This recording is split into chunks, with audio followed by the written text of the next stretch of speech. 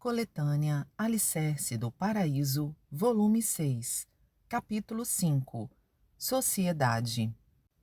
A cultura que negligencia a natureza. Publicado na coletânea Série Gican, volume 12, em 30 de janeiro de 1950. Hoje, apesar de a cultura ter progredido no Japão, ainda há diversos impasses. Por que os fatos não transcorrem conforme o previsto? Com base no que tenho observado, há um grande e fundamental equívoco, e parece que a sociedade em geral não o percebe. Observemos a esfera política. Por alguma razão, até os dias atuais, vemos que os jornais estão sempre repletos de notícias de que, mesmo quando o governo propõe uma medida e o parlamento a aprova, na hora de sua execução, esta quase sempre falha. Portanto, não é exagero dizer que a coluna de assuntos governamentais nos jornais é o registro do fracasso destas medidas. E a que se deve esse fracasso? Do meu ponto de vista, essa falta de êxito não passa da negligência no que diz respeito à natureza. E não é só na política. As pessoas, no momento presente, acreditam que, seja em que setor for, é sempre melhor recorrer ao que é produzido pelas mãos humanas, crendo firmemente que isso representa progresso cultural, o que é problemático. Por conseguinte, até no setor político, planejam-se e propõem-se medidas desnecessárias que, de maneira oposta, acabam causando mais danos. Prova disso é a criação aleatória de estatutos, acarretando um excesso de regulamentos. Qualquer pessoa fala sobre o liberalismo, mas com base na minha experiência, nos períodos Meiji e Taisho, talvez o povo fosse muito mais livre. Conforme mencionei, hoje em dia, tudo é realmente mais limitado, o que se deve ao excesso de regulamentos. Preso às regras, o povo não consegue nem se mover. Contudo, o interessante é que não é só o povo. Os funcionários públicos, igualmente tolhidos por essa prisão de regulamentos, às vezes se veem em apuros.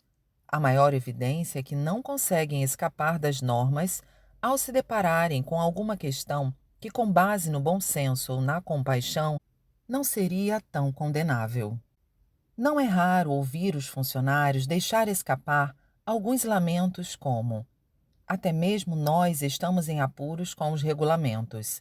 Já ouvi alguém dizer que provavelmente o Japão é o país com maior quantidade de leis, e é realmente verdade. Existe o provérbio: quanto mais leis, mais crimes. E tenho a impressão de que essas palavras ainda se aplicam ao Japão. Sendo assim, ao examinar por que chegamos a esse ponto, podemos encontrar vários motivos, mas, dentre eles, o mais importante foi a Grande Guerra. Na época, houve um grande esforço na mecanização do povo. Uma máquina é colocada em um local determinado e operada de uma maneira estabelecida. Não há liberdade. Basta colocar óleo de vez em quando e girar sua engrenagem. O ser humano foi tratado exatamente como uma máquina.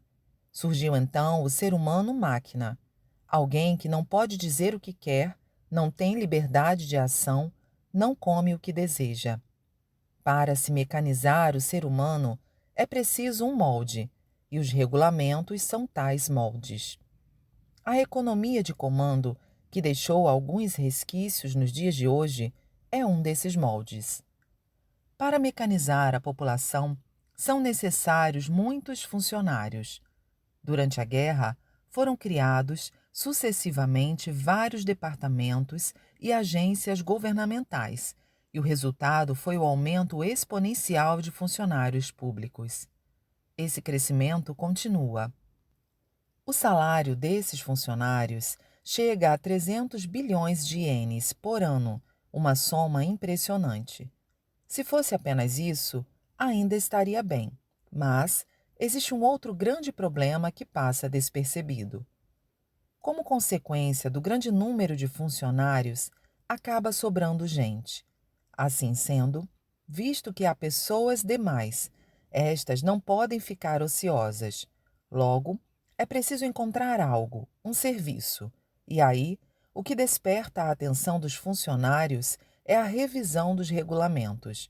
E isso é ainda mais problemático, pois quando uma nova lei entra em vigor, o trabalho feito até então é anulado.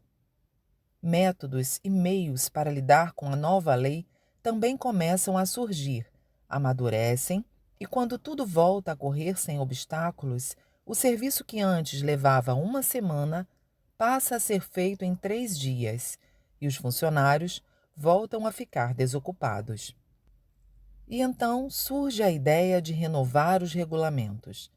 É preciso despertar para esse ponto e diminuir o número de funcionários públicos. Para tanto, é necessária uma medida drástica: implementar uma reestruturação administrativa. Creio que tudo o que eu disse até este momento, direta ou indiretamente, trará grandes prejuízos à nação. Ouve-se falar bastante que na Inglaterra e nos Estados Unidos há muitas pessoas que permanecem na mesma profissão durante décadas. Todavia, no Japão quase não se vê em casos semelhantes. Talvez não exista nenhum outro país como o Japão, em que tudo muda vertiginosamente. Traduzindo esse princípio fundamental em poucas palavras, posso dizer que o fato advém da negligência do japonês com a natureza. Para este, a interferência do ser humano indica progresso cultural. Discorri principalmente sobre a política, mas desejo falar sobre outros setores. Por exemplo, o cultivo de produtos agrícolas sem o uso de fertilizantes preconizado por mim, que vem obtendo grande êxito. Desde seu primeiro número, temos publicado em nosso jornal relatos de sucesso, com resultados surpreendentes, utilizando apenas os componentes do solo e compostos orgânicos. Essa teoria básica está na adaptação à natureza, e os agricultores, sem perceberem, vêm sofrendo durante um longo tempo, considerando apropriada a aplicação de adubo artificial, gastando muito e empregando um enorme esforço nos fertilizantes, matando o solo e criando pragas. Esses agricultores estão aflitos diante dos maus resultados que enfrentam. Não podemos ignorar essa insensatez. Sem dúvidas, isto é o resultado da negligência à natureza. Nosso método agrícola valoriza o composto orgânico, pois as folhas caídas e a grama seca pertencem à natureza. Falarei sobre outro dano decorrente da inobservância da natureza, agora na medicina. A doença surge no ser humano como um processo de purificação das toxinas acumuladas em decorrência de várias causas. Portanto, trata-se de uma ação fisiológica natural, sendo extremamente necessária. Nessa ocasião, a febre, a tosse, o catarro, a coriza, o suor noturno e outros purificam o corpo e a saúde aumenta. Ou seja, a doença é uma providência para aumentar a saúde. É realmente uma grande dádiva de Deus. Todavia, a medicina contemporânea interpreta a doença de maneira oposta e acha adequado parar o processo de eliminação das toxinas, o que é um tremendo erro. O processo mais simples é o resfriado. Ao nos resfriarmos, escapamos da pneumonia e da tuberculose. Logo, ao estimulá-lo, é óbvio que a tuberculose e a pneumonia diminuirão percentualmente. No entanto, a medicina, sem perceber esse fato, baseada em uma lógica contrária, interrompe a eliminação de toxinas no caso dos resfriados.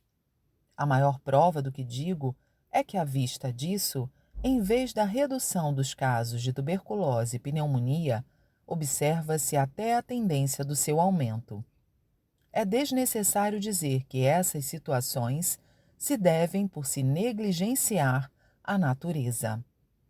A cultura que gera felicidade. Publicado no jornal Eco, número 149, em 26 de março de 1952. Como sempre digo, é óbvio que o desejo do ser humano, resumido em uma só palavra, é a felicidade. Há mais de 1000 anos, a humanidade vem se esforçando incansavelmente em busca desse objetivo, chegando finalmente à criação da deslumbrante cultura materialista atual e, sem dúvida alguma, materialmente obteve o sucesso almejado. Contudo, hoje, quantas pessoas se consideram verdadeiramente felizes? É provavelmente difícil encontrar uma entre 100 pessoas. Observem: o medo da guerra, da doença e da pobreza são três grandes sofrimentos constantes, sempre presentes. Não será isso parte da condição humana? Se assim for, atualmente não existe felicidade. A maior aspiração do ser humano é que, ainda que por pouco tempo, este mundo se converta em um lugar em que se possa viver tranquilo. Transformar a sociedade em um mundo verdadeiramente feliz é o objetivo da nossa religião, e como há uma grande probabilidade de que concretizemos tal objetivo, ocorrerá uma salvação inédita.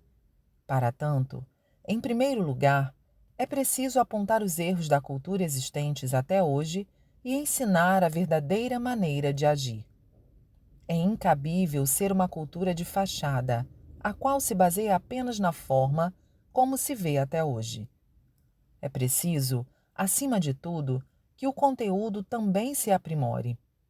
Ou seja, uma sociedade sem falsidade. Não há como alcançar a felicidade em uma sociedade como a de hoje, onde enganar é o principal, cheia de pessoas más que posam como pessoas de bem. Explicando melhor, o mundo de hoje pode ser visto como sendo 70% de maldade e 30% de bondade. Naturalmente, os 30% correspondem ao amor correto e virtuoso, porém, nessa proporção, é lógico que o bem perderá.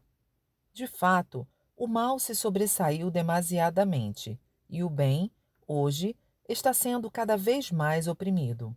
Assim, a infelicidade e as calamidades vão sendo criadas umas após as outras. É realmente um mundo de sofrimentos. Entretanto, é preciso considerar o seguinte: apesar de se dizer simplesmente que algo é um mal, há muitos casos em que não se pode defini-lo assim tão facilmente. Como o mal contemporâneo se tornou mais intelectualizado, disfarça-se com destreza sob a máscara do bem, e não são poucas as pessoas que o estimulam. Piores ainda são aqueles que, mesmo equivocados, acreditam plenamente que determinado mal constitui um bem. Em primeiro lugar, os estudiosos que arriscam a própria vida em suas pesquisas, bem como aqueles que se dedicam à medicina no mundo inteiro, querem encontrar uma solução para a doença, maior sofrimento humano. Contudo, ninguém percebe que estes estão se empenhando de corpo e alma em algo que pensam ser um bem capaz de salvar as pessoas, mas, na verdade, o que estão fazendo é um mal. Esse é o ponto sobre o qual estou sempre alertando. Acredita-se ainda que é bom colocar adubos artificiais nas plantas, mas a maioria dos agricultores não percebe que isso, na realidade, leva à má colheita. Há também muitos que, achando que o comunismo trará grande felicidade à maioria da classe trabalhadora, lutam até o fim sacrificando tudo. Pessoas como as mencionadas, no final das contas, estão equivocadas. E como praticam o mal imaginando ser um bem, a intensidade desse fervor também é extraordinária, com um resultado extremamente eficaz. Quando examinamos as diversas causas disso, percebemos que é necessário sabedoria para perceber a verdade e discernir o certo do errado, o bem do mal. Ou seja, mesmo estando errada, devido à sua longa tradição, a teoria médica se estabelece, se consolida e se torna uma superstição. Então, surge a questão: por que a verdade não foi descoberta? Realmente, porque não havia chegado o devido tempo, e o tempo é o que tudo rege. Nessas circunstâncias, Deus me escolheu e está revelando todos os erros. E como me concedeu sabedoria, aliás, sabedoria divina, eu compreendo mesmo o que não pode ser compreendido através da sabedoria comum. Preciso dizer mais uma coisa sobre o tempo mencionado anteriormente. Até agora, 70% da maldade existente enfraquecerá aos poucos, e a força do bem, que era de 30%, passará a 40%, 50%, 70%. Este é o significado do que venho afirmando. A era da noite terminou, e a era do dia está começando. E aqueles que compreenderem isso conseguirão alcançar a verdadeira felicidade. O que são os ismos? Publicado na coletânea Assuntos sobre Fé, em 5 de setembro de 1948. É do conhecimento de todos que o que motiva as diversas ideologias e movimentos existentes no mundo, ao acrescentar o sufixo ismo ao seu nome, é o desejo de atingir seus objetivos. Entretanto, por mais que esses ismos tenham sucesso até certo ponto, é frequente constatar que, inevitavelmente, fracassam e desaparecem. A que se deve isso? Creio que devemos refletir profundamente sobre esse fato. Antes de mais nada, os ismos sempre se opõem, e como há o confronto entre inimigos e aliados, é fácil surgir conflitos. Em outras palavras, chega-se à circunstância em que é vencer ou perder, e embora se vença, surge em seguida um novo ismo, que se antagoniza com o primeiro e os conflitos não têm fim. De fato, mesmo na atualidade, existem vários ismos que nascem e desaparecem, uns após os outros, sem interrupção. Os principais são o imperialismo, o despotismo, o totalitarismo, o capitalismo, o comunismo, o socialismo, o liberalismo, a democracia, o conservadorismo, o progressismo, o individualismo, o positivismo, o negativismo, até perdermos a conta. Por natureza, os ismos são limitados, exclusivistas e arbitrários, e como visam somente ao interesse de seu país, a camada social ou a organização acabam infalivelmente dando origem a conflitos. Nesse sentido, se desejarmos a eterna paz e prosperidade da sociedade, o pensamento precisa ser mundial e basear-se no amor à humanidade, diferentemente das ideologias de até agora. A nação mundial e o MRA, que começaram a ser preconizados recentemente nos Estados Unidos, são exemplos do que digo aqui, movimentos com um objetivo semelhante ao nosso, a concretização do paraíso terrestre. O espírito das leis e a técnica legislativa, publicado no jornal Eico, número 122, em 19 de setembro de 1951. O princípio vigente na sociedade atual é disciplinar os criminosos com leis e punições para evitar a rescindência. Isso é a única solução, já que a religião é deixada completamente de lado e, de fato, não deve existir nenhum outro método. Contudo, a realidade comprova com frequência que somente por meio desse recurso é impossível evitar a repetição da prática do crime.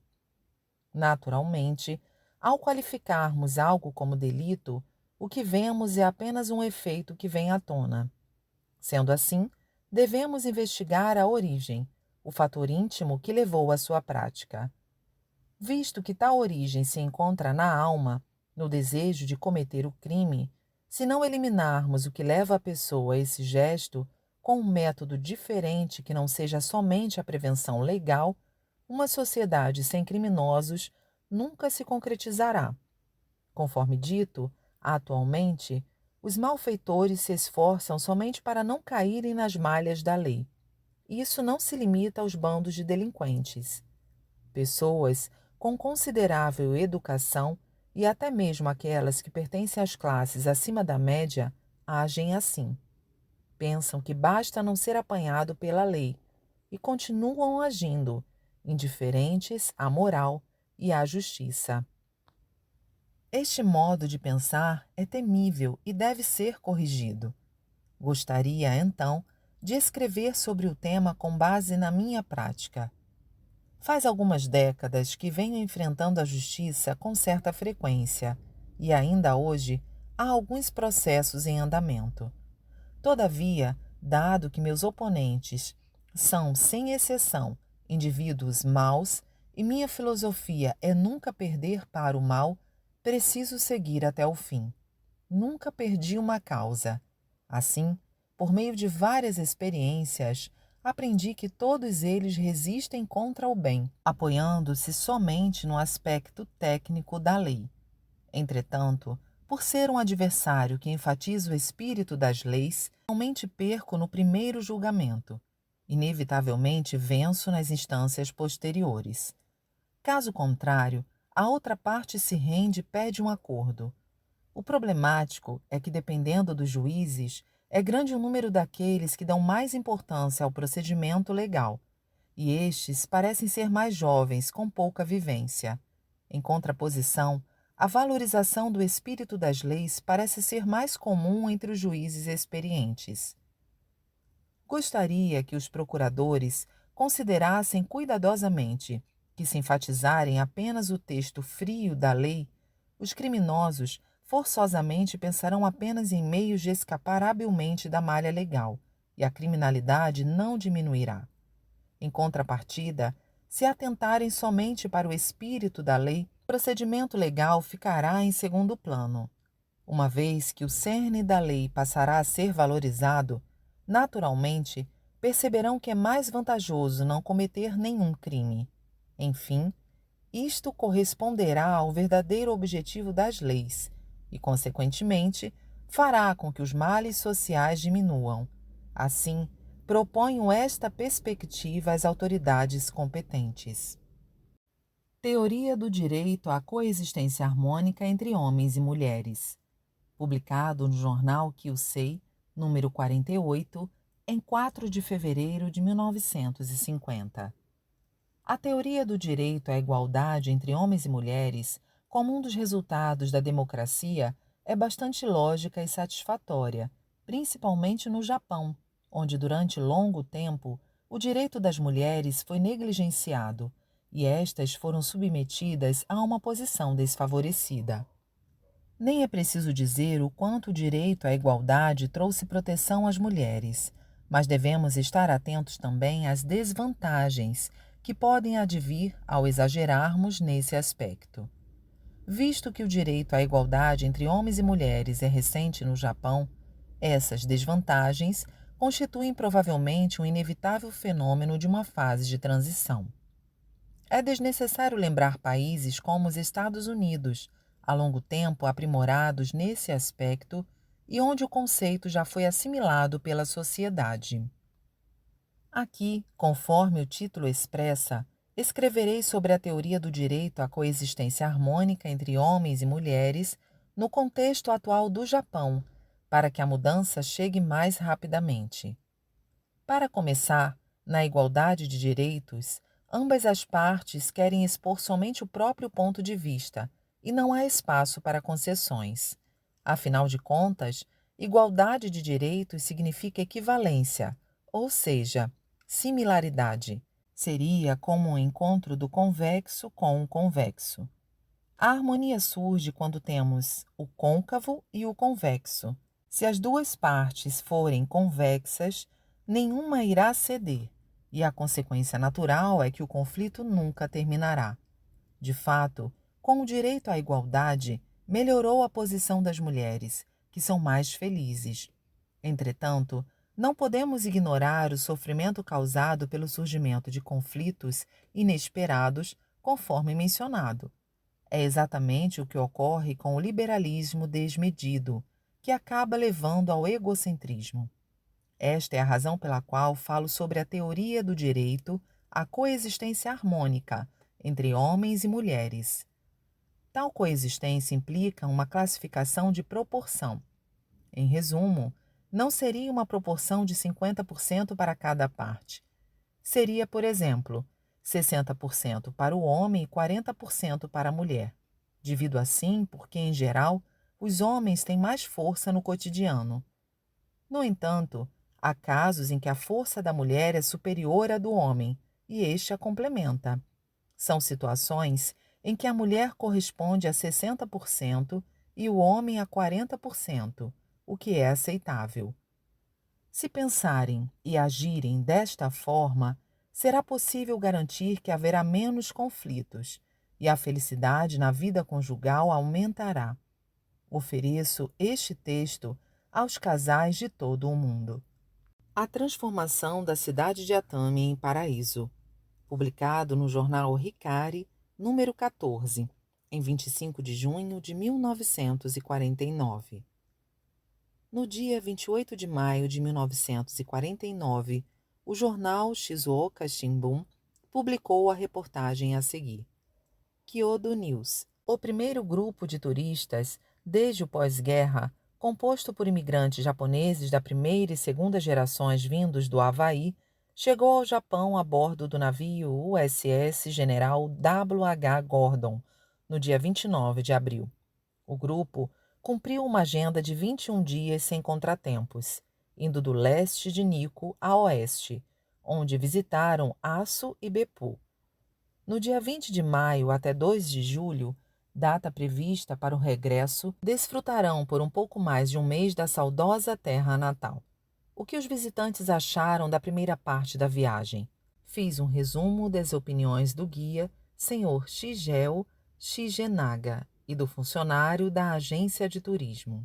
Pontos turísticos excepcionais.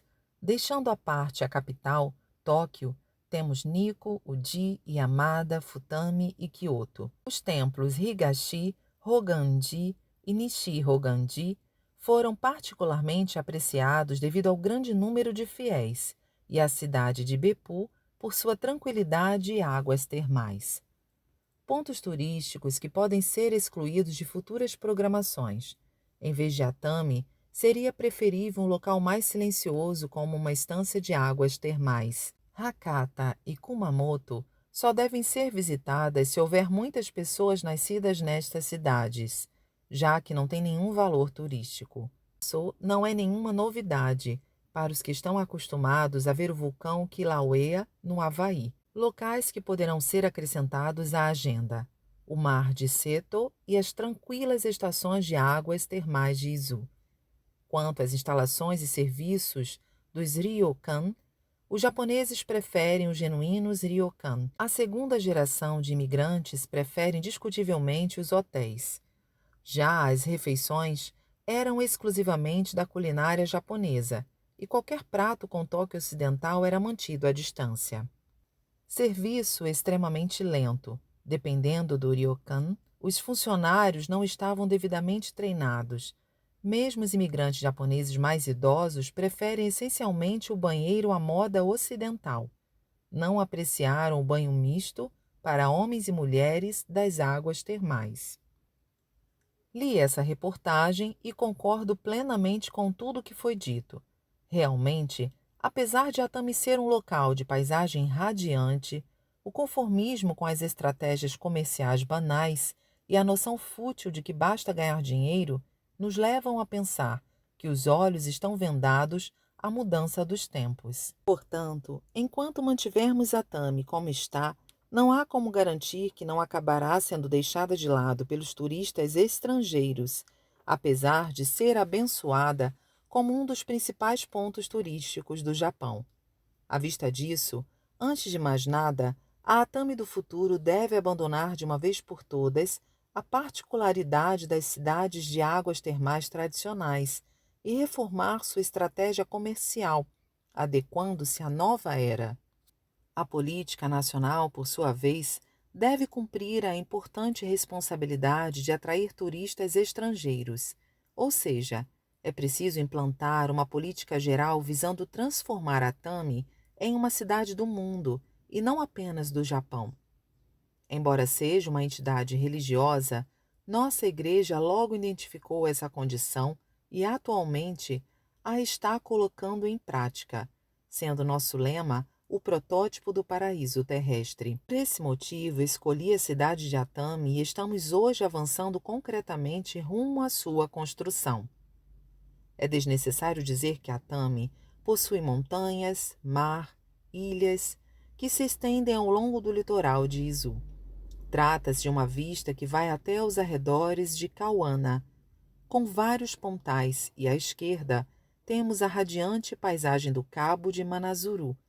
O clima é ameno, as águas termais, cristalinas, e a cidade é próxima de Hakone, um local ímpar.